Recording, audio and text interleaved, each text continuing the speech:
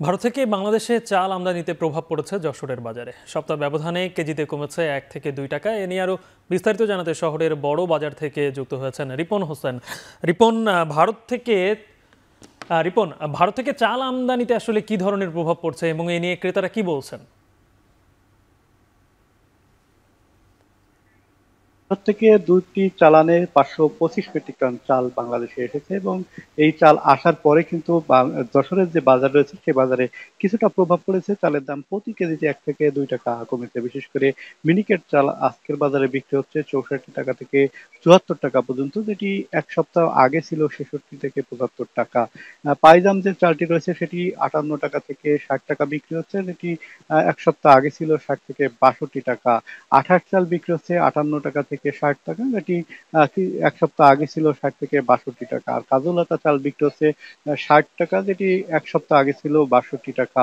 বাসমতি চালও দামও কমেছে। বাসমতি চাল বিক্রি হচ্ছে ৮৫ টাকা থেকে ৮৮ টাকা, যেটি এক সপ্তাহ আগে ছিল ৮৬ টাকা থেকে ৯০ টাকা পর্যন্ত। শুধু মোটা চালের দামটি স্থিতিশীল রয়েছে, সেটি ৫০ টাকা থেকে ৫২ টাকা বিক্রি হচ্ছে। যারা ক্রেতা রয়েছে তারা বলছেন যে ভারত থেকে যে চাল আসার ঘোষণায় কিছু পরিমাণ চাল আসছে, ৫২৫ মেট্রিক টন চাল আসার পরেই কিন্তু বাজারে প্রভাব পড়েছে, চালের দাম কমেছে। তাহলে যে ব্যবসায়ী সিন্ডিকেটের কারণে কি এই চাউলের বাজার কি নিয়ন্ত্রণে ছিল?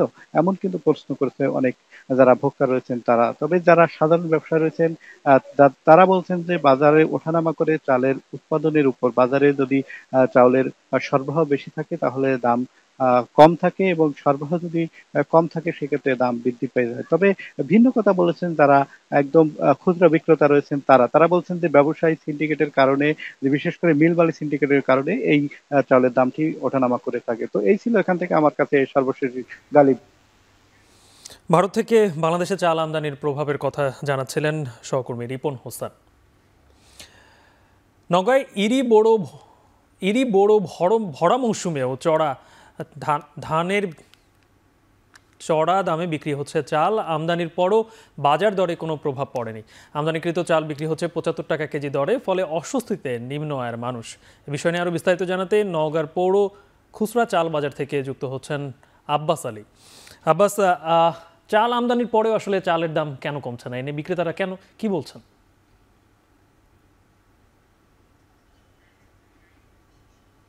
গালিব, আপনাকে জানিয়ে রাখি যে গত ২ মাসে কয়েক দফায় অন্তত ১৫ টাকা কেজিতে সব ধরনের চালের দাম বেড়েছে, কিন্তু এই চালের দাম বাড়ার পর এখন বলা যায় যে বাড়তি দামে এই চাল বিক্রি হচ্ছে। নওগাঁর যেসব স্থানীয় চালগুলো রয়েছে সর্বোচ্চ দামে বিক্রি হচ্ছে কাটারি ভোগ ৭৫ থেকে ৮০ টাকা কেজি। জিরা চাল চালও প্রায় একই দামে বিক্রি হচ্ছে, তবে খাটো জিরা চালের দাম একটু কম, বলা যায় যে ৬৮ থেকে ৭০ টাকা কেজি দরে বিক্রি হচ্ছে, এবং স্বর্ণা ৫ মোটা জাতের চাল বিক্রি হচ্ছে ৫৫ থেকে ৫৮ টাকা কেজি দরে। তবে আমদানিকৃত যেসব চাল এই খুচরা বাজারে রয়েছে, নওগাঁ পৌর খুচরা বাজার, তা বিক্রি হচ্ছে ৭৫ টাকা কেজি। আর এই ৭৫ টাকা কেজি বিক্রি হওয়ার কারণ হিসেবে ব্যবসায়ীরা বলছেন যেহেতু আমদানি শুল্ক বেশি, যার কারণে আসলে এই আমদানি করা চালের খরচ বেশি পড়ছে, যার কারণে এই আমদানি করা চালের দাম তারা বাড়তি দামে বিক্রি করা হচ্ছে। যদি আমদানি শুল্ক কম হয় সেক্ষেত্রে আমদানিকৃত চালের দাম কিছুটা কমবে, কিন্তু আসলে সেই লক্ষণ এখনো দেখা যাচ্ছে না। যদি আগামীতে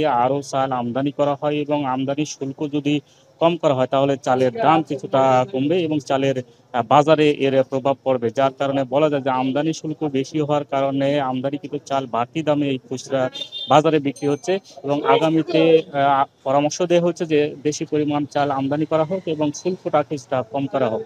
আর যেহেতু এই আমদানি করা চালের কারণে চালের বাজারে কোনো প্রভাব পড়ে, তবে চালের বাজার স্থিতিশীল হয়েছে। তবে ধানের দাম কমলেও চালের দাম কমার কোনো প্রভাব আসলে এখনো লক্ষ্য করা যাচ্ছে না।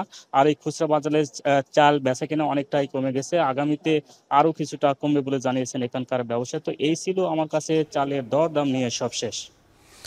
ভরা মৌসুমেও কমছে না চালের দাম, এমনকি আমদানি করেও কমানো যাচ্ছে না। এই নিয়ে বিস্তারিত জানাচ্ছিলেন নওগাঁ থেকে আব্বাস আলী।